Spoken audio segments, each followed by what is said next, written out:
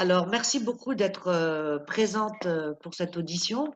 Je vais vous laisser vous présenter. Préalablement, je rappelle tout simplement le cadre, une des Mmh. raisons pour lesquelles nous menons ces auditions à la France insoumise.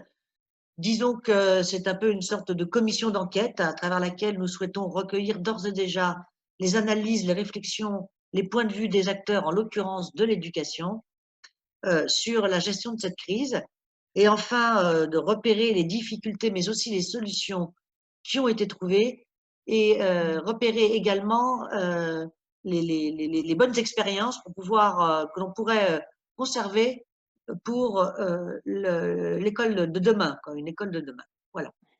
Bon, voilà, ça c'est un peu le canevas des auditions. Maintenant, je vous laisse vous présenter et puis commencer à répondre donc à ces différentes D'accord. questions. Bon, écoutez, déjà, merci beaucoup pour votre invitation.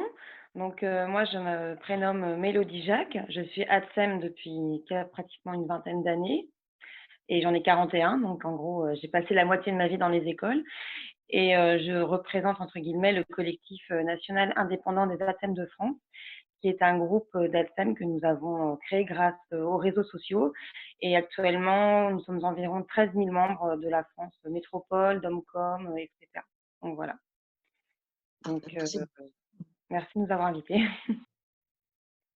Alors, vous Donc, souhaitez concernant la gestion de cette crise, ou plus spécifiquement, peut-être rappeler que vous n'êtes pas personnel de l'éducation nationale.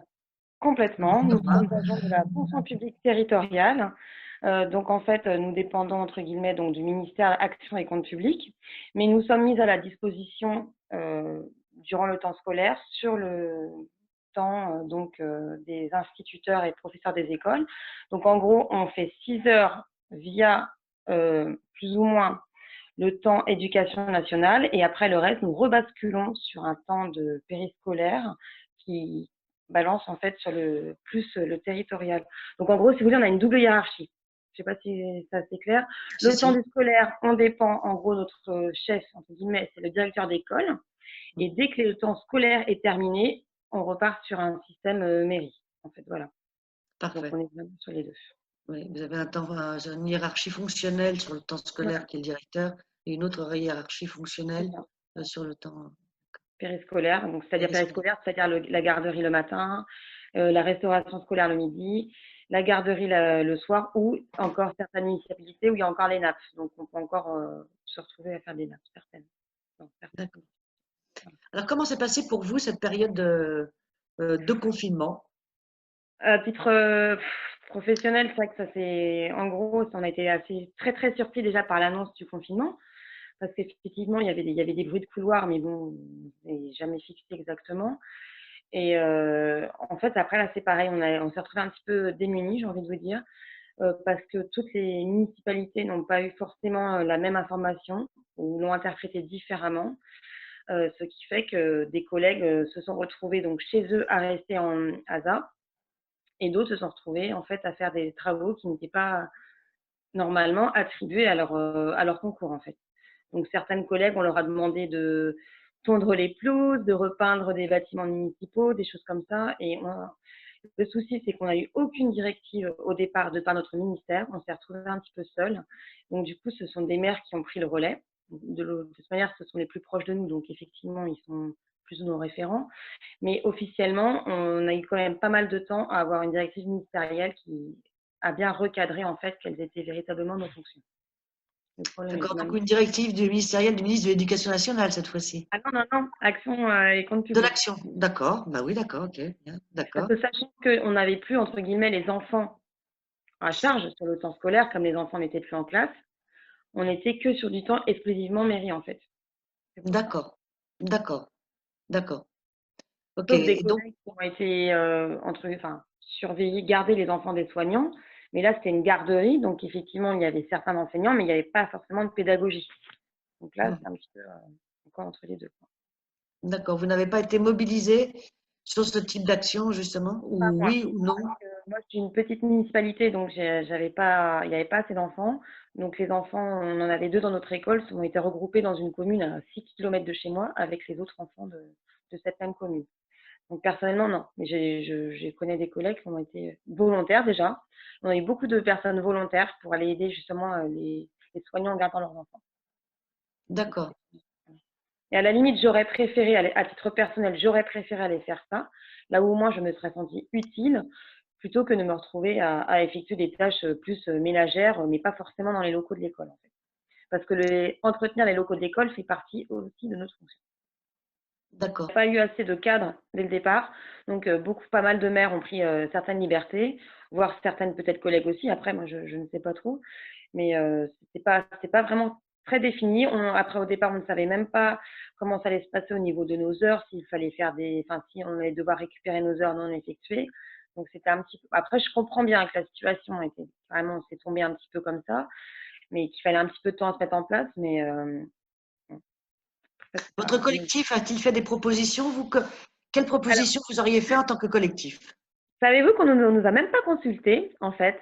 Vous êtes la première personne à nous donner la parole, donc merci. Non, nous, de toute façon, on aurait aimé savoir exactement ce qu'il en était, parce qu'effectivement, concrètement, enfin, alors qu'on est souvent associés dans l'école quand même, là, du jour au lendemain, on s'est retrouvés complètement retirés de l'école, de la communauté éducative. Les enseignants ont toujours eu un contact avec les enfants, soit. Ça aussi, on le regrette énormément que nous, on ne l'a pas. Du jour au lendemain, on s'est retrouvés mis à l'écart des enfants, car de par notre fonction, on n'a pas officiellement, on n'est pas censé avoir des nouvelles des enfants. Je ne sais pas si c'est bien clair quand je m'exprime. Quand Si. nous sommes en classe, en fait, on fonctionne vraiment normalement sur un système de binôme. Donc, les enfants viennent nous voir comme ils viennent les instituteurs. Là, dans le cadre de la fameuse continuité pédagogique, ce sont les instituteurs, enfin les PE, pardon, qui ont envoyé des mails aux parents, mais nous, on n'a jamais été associés. Donc après, ça dépend des PE avec lesquels vous travaillez.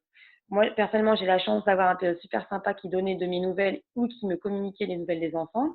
Mais j'ai énormément de collègues qui, du jour au lendemain, se sont retrouvées complètement, elles se sont senties rejetées car elles n'avaient plus aucun contact avec les enfants. Et ça, j'avoue qu'on aurait bien aimé être associés. Hmm. Rajouter un petit mail ou un truc comme ça, mais là encore, c'était pas obligatoire. C'était vraiment au volontariat des enseignants.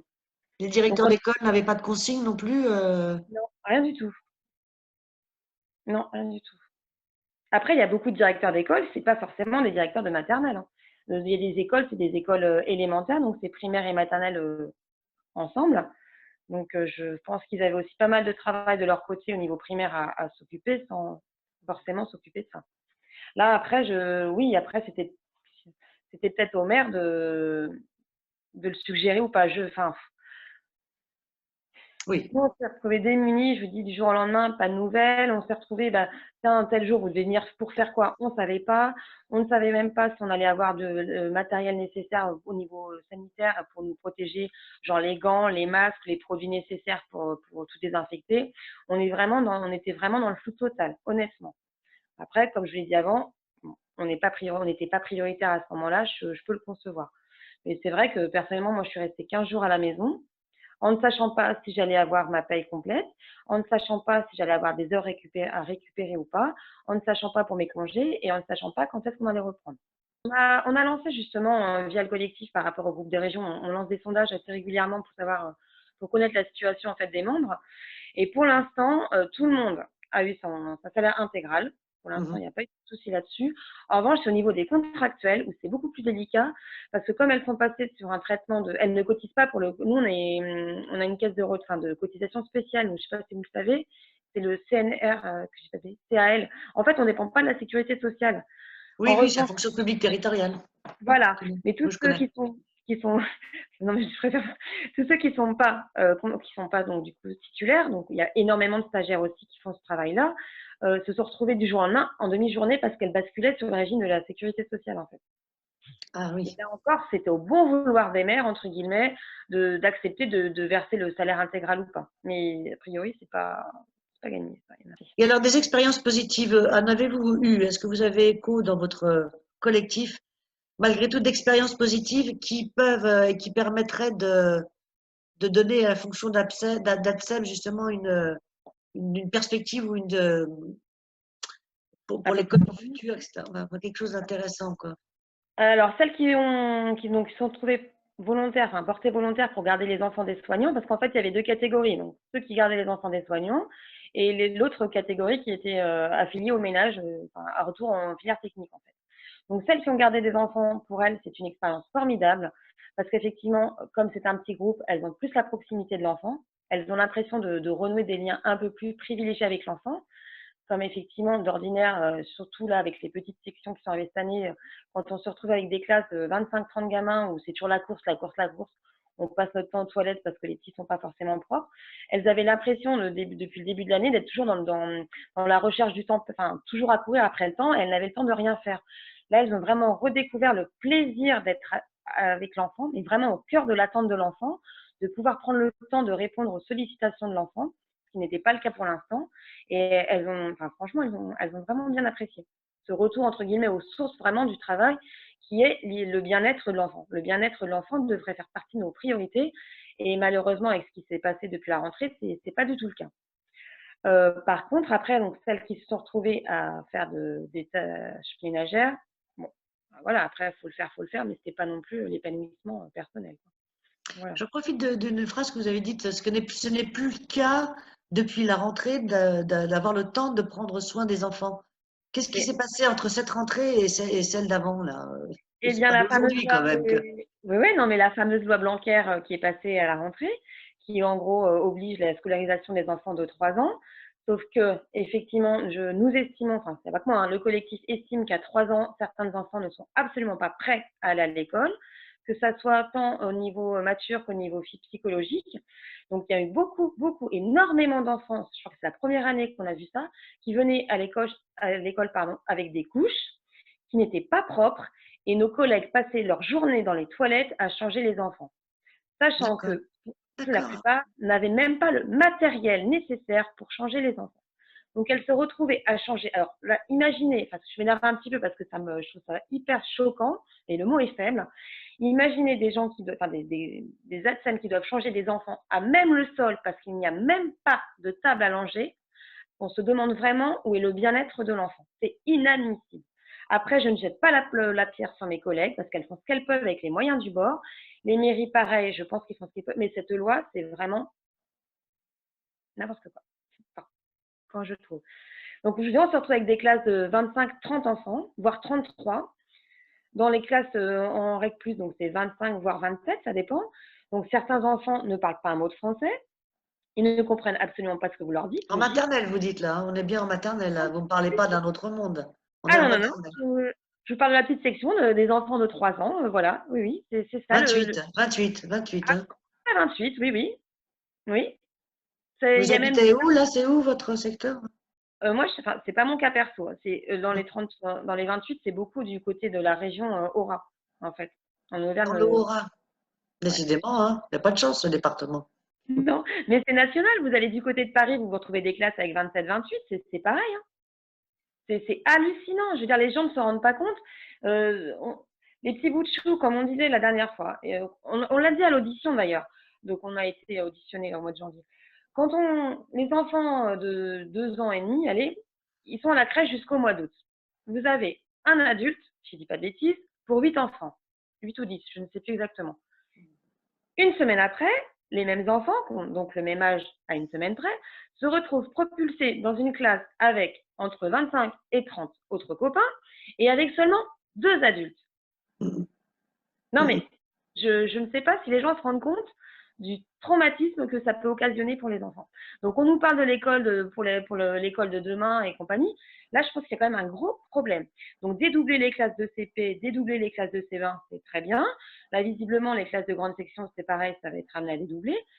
Mais il y a aussi la petite, enfin, encore plus bas, il faudra peut-être aussi s'interroger sur le questionnement du nombre d'enfants. Enfin, je pense je ne sais pas si on s'éloigne du sujet ou pas, mais et là, je Un vous dis, peu, donc, mais enfin, c'est toujours intéressant. Hein. Bon, un peu. là, je vous dis, les collègues redécouvrent vraiment le fait d'être en petit groupe avec les enfants, de prendre vraiment le soin, le temps d'écouter leurs demandes et de les prendre plus en considération, entre guillemets. Parce que vous comprenez bien que quand on lance un atelier peinture ou quelque chose comme ça, et qu'il y a un petit qui est à côté de nous, bah, malheureusement, qui s'est sali, enfin, sali donc qui a fait pipi, et ben, on est obligé de laisser les 4 ou les 5 autres enfants partir changer l'enfant, revenir, et quand on revient, bah, c'est digne, il y en a partout. Enfin, c'est surtout en début d'année, parce qu'après, les enfants, ils arrivent enfin, ils récupèrent le cadre au fur et à mesure. Mais cette année, Mhm. c'est vrai que c'est assez lourd hein, comme rentrée, très compliqué. Beaucoup de collègues fatigués, burn-out, se sont mis en arrêt maladie parce qu'elles n'en pouvaient plus. Voilà, a priori, cette année, c'est gratiné, je pense, mais pire en pire. Après, ce qu'on aurait plus aimé, ça aurait plutôt été avoir un mail associé au fait qu'on envoyer des petites photos ou des choses comme ça, faire partie en fait du quotidien de l'enfant, mais pour ce D'accord. qui est côté préparation pédagogique et compagnie. Oui, bien, d'accord, ok.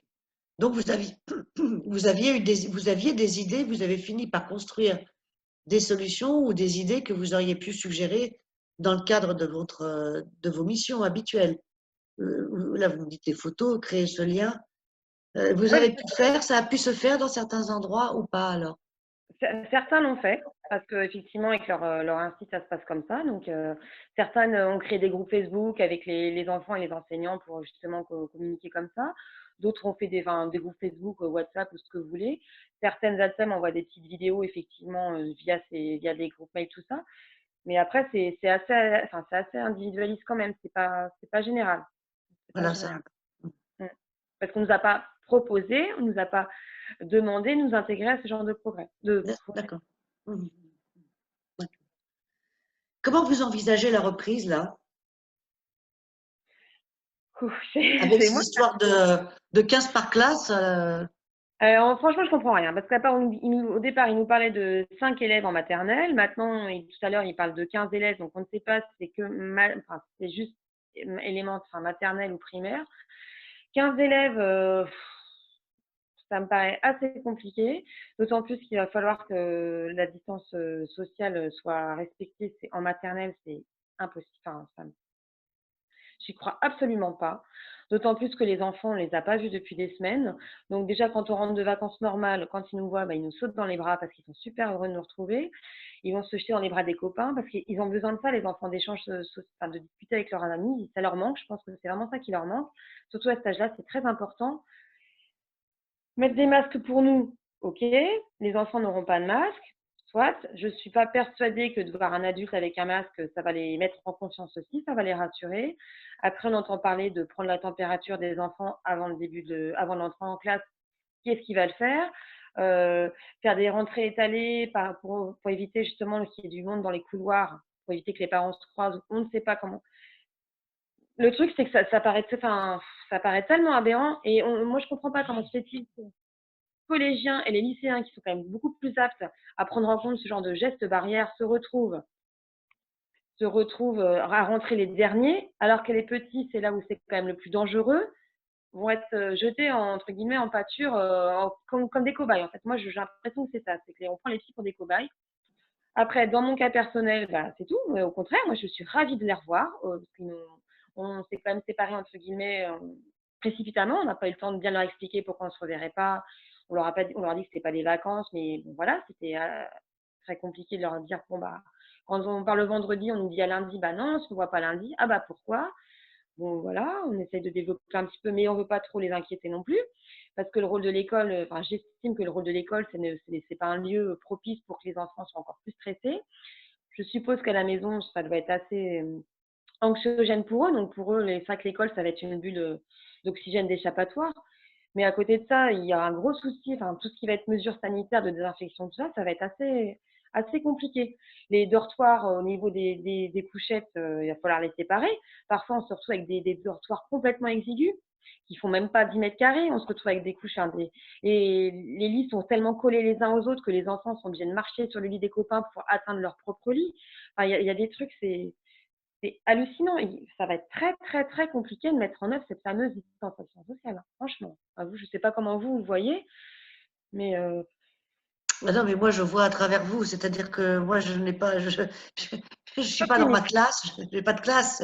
Non, mais vous avez peut-être des Voilà. petits-enfants ou des enfants, vous voyez bien comment le contact il est. Enfin, je veux dire, c'est compliqué d'empêcher les enfants de. Ok, on va mettre les mains, stop. Bon, tu sais, enfin, voilà, je veux dire, en récréation, ils vont vouloir jouer ensemble. Il y a un petit qui va tomber, qui va se blesser. Ben, nous, spontanément, qu'est-ce qu'on va faire? On va avoir envie de le réconforter. Là, on pourra à peine le toucher. Enfin, ça va être hyper. Moi, je vais prendre sur moi. Je vais avoir beaucoup de mal parce que pour moi, comme on disait tout à l'heure, notre travail, c'est avant tout le bien-être de l'enfant. Donc, c'est c'est compliqué de veiller au bien-être de l'enfant tout en étant à 2-3 mètres de l'enfant. Enfin, moi, ça me paraît complètement contradictoire. Si vous J'aurais pas aviez la... dû penser une reprise, justement pour des raisons plus de lien social, etc., comment vous l'auriez pensé, vous? Bah, déjà, à la limite, on aurait repris en mois de septembre. Je crois que c'était beaucoup plus simple. Parce que là, on nous parle qu'il y a du décrochage. Je suis pas persuadée que ce soit vraiment la cause de décrochage qui veuille qu'on reprenne l'école. Bon, après, je comprends bien que l'économie du pays, il faut la faire tourner aussi. Il y a pas de souci. Mais dans ces cas-là, autant être franc et le dire franchement. On a besoin de faire retourner le pays. Les enfants vont à l'école. Soit ça, là, on a bien compris. Mais prétexter en fait que c'est à cause de décrochage scolaire qu'on rouvre les écoles, je trouve ça un petit peu fort de café quand même. Après, honnêtement, dans les conditions actuelles, et c'est pareil par rapport à ça, on va vous parler de petits groupes. Alors, comment fait-on? On garde un groupe le matin, ou l'après-midi, ou la journée, je ne sais pas. Le lendemain, on reprend un autre groupe. Là-dessus, en gros, ça va être l'idée. Donc, ce qui veut dire que les enfants iront à l'école une journée sur deux, si vous me suivez, plus Oui, ou oui, moins. je vous suis. Donc, en gros, on va se retrouver d'ici là jusqu'à la fin du mois de juillet, à peu près, parce qu'il reste que 30 jours d'école, à ce que les enfants vont suivre, entre guillemets, un cursus scolaire de 15 jours. Je ne suis pas persuadée que ça soit bien approprié. C'est pareil, aller expliquer à un enfant, bah, vous venez une journée, donc vous venez lundi, toi tu viens lundi, toi tu viens le mardi, le mercredi, il n'y a pas d'école. Donc hop, toi tu reviens le jeudi, vendredi. Je trouve ça assez discriminatoire aussi quand même pour. Après, je pense que ça va se faire par groupe de niveau, ce qui paraît très logique. Mais enfin, moi, je comprends pas du tout. Et je vous dis, le décalage entre les âges, je trouve ça aberrant, franchement aberrant. Après, on n'a pas de solution concrète. Je sais que nous, on va se retrouver notre journée, on va passer notre journée avec nos seaux d'eau de javel à désinfecter. Bientôt, dès qu'un enfant va toucher quelque chose, il va falloir qu'on désinfecte derrière pour éviter que ça se propage. Après, on ne saura pas si l'enfant sera positif ou pas. On ne sait rien. Ça, on aimerait bien aussi déjà que nous soyons testés et les enseignants. Je pense que c'est quand même aussi intéressant que le personnel qui va s'occuper des enfants soit testé pour savoir s'il est déjà positif ou pas. Ça paraît pas. Enfin, je pense que d'ailleurs, ça, ce serait le minimum déjà, de vérifier que nous-mêmes, nous ne sommes pas contagieux. Après, le reste, enfin, ça va être un petit peu à la one again, j'ai envie de vous dire. On ne sait pas trop vers comment ça va se mettre en place. Moi, je sais que là, du coup, ma municipalité attendait les annonces de cet après-midi pour plancher beaucoup plus activement sur la reprise, savoir quel va être le fonctionnement au niveau de roulement horaire et compagnie. Mais c'est vrai que là encore, on va passer plus de temps, je pense, à désinfecter les choses qu'à nous occuper des enfants proprement dit, en fait. Donc Votre collectif est porteur de propositions, justement? on a bah, nous, là, notre proposition, c'est que enfin, je sais même pas si c'est une proposition, parce que tout ce qu'on voudrait, bah, déjà, oui, effectivement, donc, tester les personnes qui s'occupent des enfants, si elles sont positives ou pas. Après, mettre en place un vrai système de décloisonnement, entre guillemets, pour l'arrivée et le départ des enfants. Parce que c'est pareil, on va nous parler du plan Vigipirate. Alors, les écoles sont censées être fermées. Qui est-ce qui va s'occuper d'aller faire le portail? Enfin, c'est des trucs que bien que chaque cadre de métier ait son travail défini, qu'il n'y ait pas des abus à droite à gauche, on se retrouve pas à faire des trucs qu'on ne devrait pas ou qu'on ne doit pas faire. Après, je peux vous les envoyer. Ça nous paraît tellement absurde de reprendre qu'en fait, on est tout un peu plus ou moins scotché, franchement. Mais je vous dis, le principal, ça va être demander à ce que les gens soient testés, veiller bien à ce qu'il y ait bien un échelonnement d'aller et venir. Je ne sais pas comment t'expliquer ça. Et qu'on ait vraiment un protocole strict de désinfection qui soit mis en place. Parce qu'on n'a pas forcément les mêmes produits dans toutes les municipalités. Donc, on aimerait bien avoir une charte qui nous explique vraiment quelle est la procédure, quelles sont les procédures à faire, de manière à être efficace dans notre travail au niveau de la désinfection et tout ça. Je sais pas si vous voyez. Vous avez envie de rajouter autre chose sur cette situation? Non, après, ça va être mon ressenti. Non, je pense pas, honnêtement. Votre ressenti, oui. Bah, enfin, ce que je vous dis, je trouve ça complètement absurde. 15, enfin, on serait au mois de mars, à la limite, d'accord, mais là, je me dis, il reste 15 jours d'école, en étant sur un jour sur deux. Est-ce que ça vaut vraiment le coup de jouer avec la vie de personnes pour 15 jours d'école à cet âge-là? On passe quand même pas le bac à la fin de l'année. Donc, je sais pas. Après, je veux dire, je suis pas au gouvernement, donc on n'a pas forcément tout le dossier dans les mains, mais en étant sur le terrain, ça nous paraît complètement irréaliste et absurde.